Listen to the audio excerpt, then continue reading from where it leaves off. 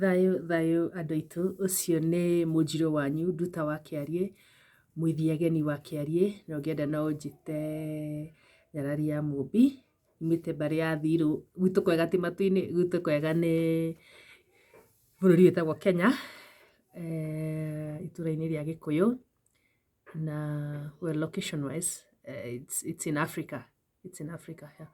And I am here today feeling very happy to be alive, to have seen another day, because I know it's a gift. We should give thanks every day. Should give thanks, give thanks, give thanks, give thanks, give thanks. I've realized that we become so ungrateful in this life that we forget to give thanks, even just for life, even just for being alive, even just for good health, even just for a plate of food, even just for a roof over our heads. We become so ungrateful, but of course it's human beings' nature not to be grateful. Human beings' nature not to be grateful, and it's so unfortunate because I realized that the moment you start being grateful for what you have, it's the moment you start receiving more because you're already grateful for what you have.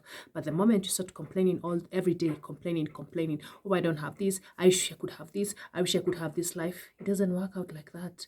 That's not how the universe works. So I'm very grateful today. And I'm feeling my hair, my locks are just coming up. I can't wait to see myself when I'm in my 50s, when I'll have this white hair with locks, looking like a revolutionary, you know what I'm saying? Yeah, it will be a beautiful time to be alive and to see yourself. I have realized that the older I get, the more beautiful I'm becoming. I don't know about you because every time I look at myself in the mirror these days, I just see a queen. I just see gorgeousness. I just see a mess of gorgeous chaos. I just see this beautiful, gracious, wonderful woman. I'm loving my calves. I'm loving my breasts every day. Even though they're braless, I don't do bras a lot. I am not a bra person. Of course, there are days I will do bras, but I'm not a bra person. I think everything, that's why I always dress in like free size clothing, because I'm not a person who wants to be in very tight clothes. I feel locked up. I feel like I'm in chains. I feel like I'm not free enough. And I realized that I don't have to expose myself to feel beautiful. I don't have to dress in those skimpy dresses. I dressed in those dresses when I was young, when I was a teenager. Those people who know me back in my days, when I was younger, I dressed in those dresses. Now it's time for my daughter Nyambura to dress in tumbo cuts and all these hot pants and all that. My time is past. I don't want to be in a competition with my daughter when she's a teen, dressing like we're in a competition. It's like in the house we have two young teenagers.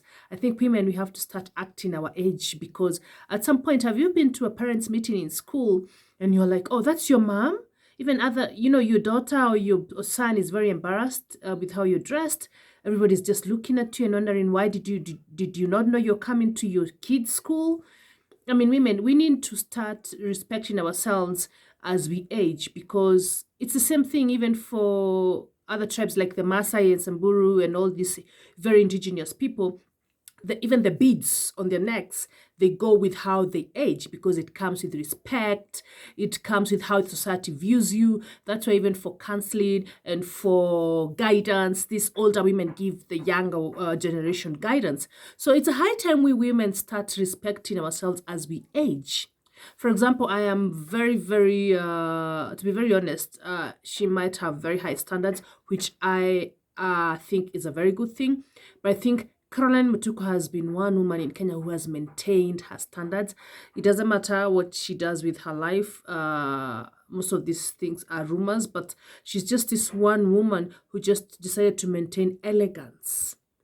And I'm not saying that we all have to be like her, but I'm just saying this is just an example. And when I look at other examples like Betty, Chalo, and all these people like Akina Akothe and all these people, and I'm like, no. I want to be a woman that my daughter can look up to me, and I want to be a woman that can be a role model, not just to my daughter, but to other young women as well. It's not just about the daughter I'm raising, because when you're a mother to so many children out there, boys and girls. It's not just about your child. So you telling us that you're not a role model to any child of ours, just your children, I think to me it's childish. I think to me doesn't make sense. It doesn't.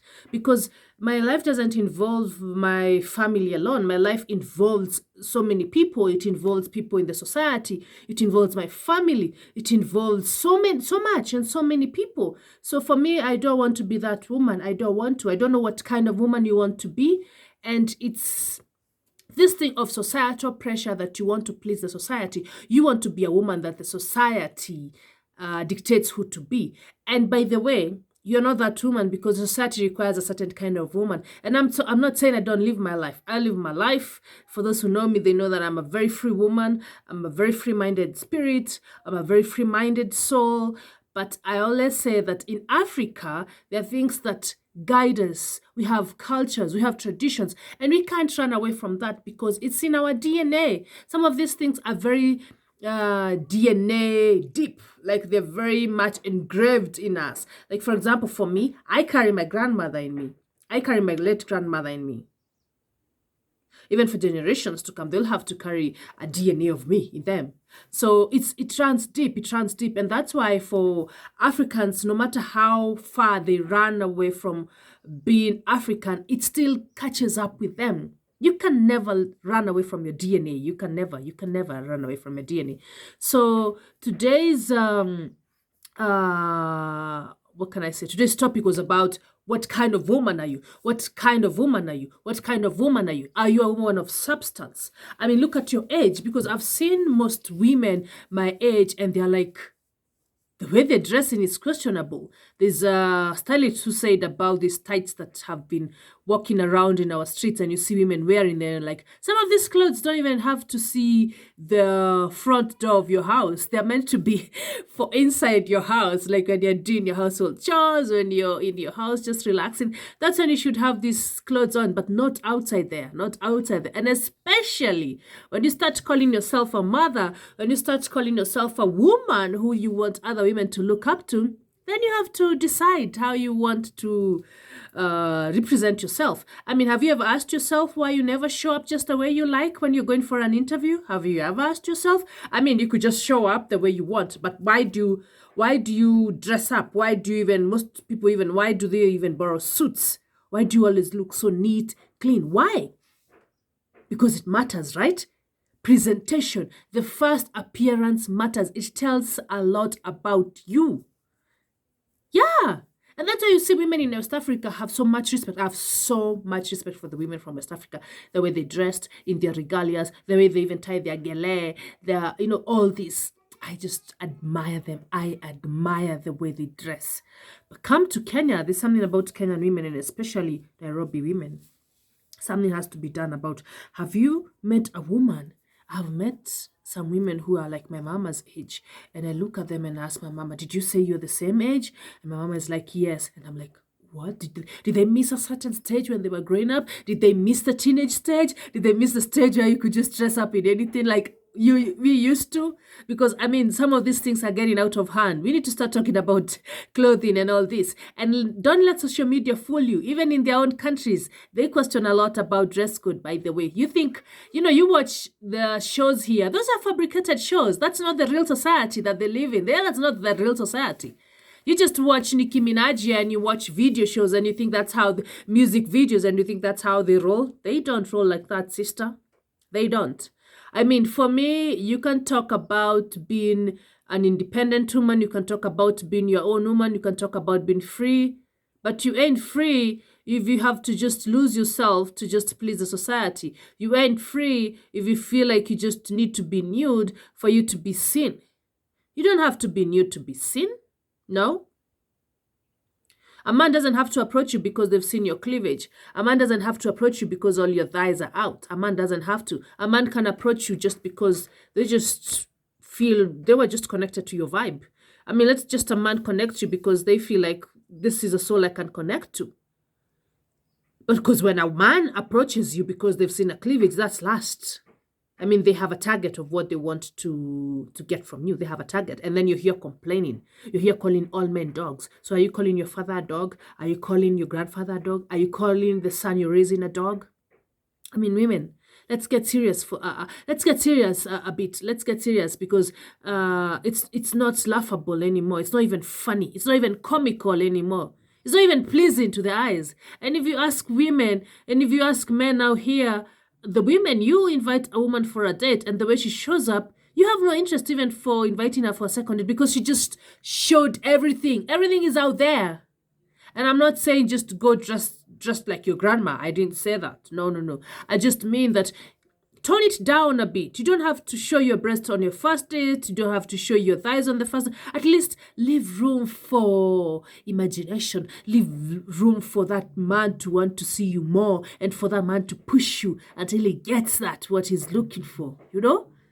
Let's go back to those women who you just used to be. You're just a woman, you know? You're just a woman. Just a woman.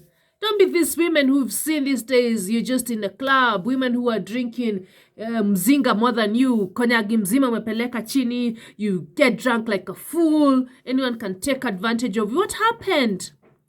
What happened, women? I mean, there's a limit of how much you can drink, women. There's a limit. At least don't drink until you forget yourself. At least don't drink until you lose your manners. I've seen women getting drunk in clubs.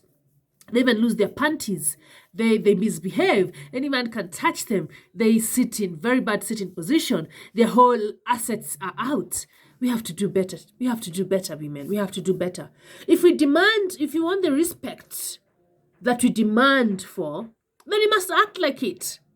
We must act like it. We must. And let not the society fool you. No. For women, the society, this universe, it will always judge you. There's nothing like being fair. We are not talking about fairness here. It can never be fair. No, it can never be fair. It can never be fair. You'll always be judged.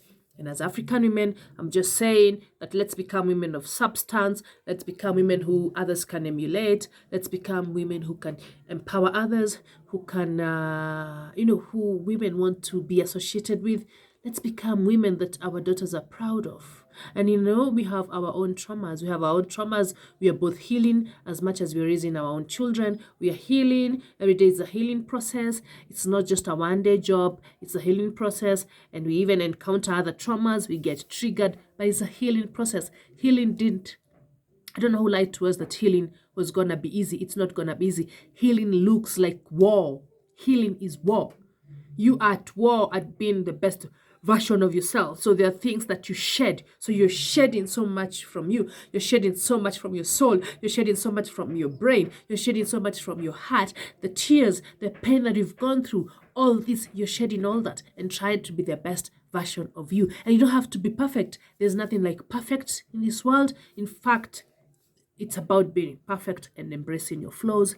But we are saying that let's stop all these traumas. Let's stop all these traumas. If you feel like you're not beautiful enough, you feel like you almost have to walk naked for you to feel seen, just go back to your soul and find out, what is it about me? Because you can be seen without you can be seen. You can be seen. Yeah, you can be. And of course, the argument will be, oh, you know how our ancestors used to dress. I've seen our traditional clothes and all that.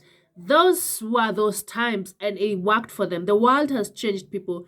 And for them, they used to live in morals. They used to follow traditions. They used to be people who just lived in a very communal and strategic way. But now we have so many influences from the West until the colonialist came and everything changed. So we can't say that we're in those times anymore. No. Yeah, I know my earrings are beautiful. I said I'm going to post my latest collection. I know I haven't posted, but this is one of my latest collection. And these earrings are light. You even feel like you're wearing anything. You don't even need a neck piece when you're doing my earrings. They're just a statement on its own. And they come in all colors. They come in all shades. Like I said, my feather earrings are here to elevate you. They're here to elevate you. Like you be there looking like a queen. And you be there just chilling and rocking. And you're like, have you seen me? Have you seen this queen? Have you seen this queen? Have you seen this queen? Have you seen this African queen? That's the vibe. That's the vibe, people. That's the vibe, right? Yes, you said you're vibrating high. You're vibrating higher. Like, those of like you just chill and you're like to higher heights. The thaayu, like always with all my heart, with all my love. Like I always say, kiwedo, kiwedo, kiwedo most. So let's be women of substance. Let's be women who want to be remembered for so many great things. Let our appearances speak for themselves. I mean, let your appearance just introduce yourself to people even before you speak. You can be in the streets of Nairobi walking and people will just pay attention, like respect. That's a queen walking. That's a queen walking. So are you a queen? Do you feel like a queen? Do you believe you're a queen? Do you know you're a queen? Ni thaayu.